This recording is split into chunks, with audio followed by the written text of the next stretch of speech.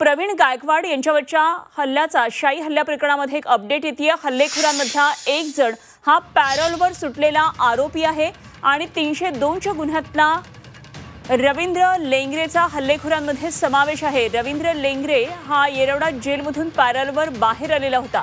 सोलापूर पोलिसांकडून या आरोपी लेंगरेचा आता शोध सुरू आहे। प्रवीण गायकवाड यांच्यावर शाई फेक हल्ला झालेला होता आणि त्यानंतर राजकारण वातावरण सुद्धा चांगलंच तापलेलं होतं आणि यामध्ये आणखी पुढे धक्कादायक माहिती येते। या हल्लेखोरांमधला एक जण हा पॅरोलवर सुटलेला आरोपी आहे। 302च्या गुन्ह्यातला हा आरोपी आहे रवींद्र लेंगरे असं त्याचं नाव आहे आणि हा रवींद्र लेंगरे येरवडा जेलमधून नुकताच पॅरोलवर बाहेर आलेला होता आणि सोलापूर पोलिसांकडून या आरोपीचा आता शोध पुन्हा एकदा सुरू झालेला आहे।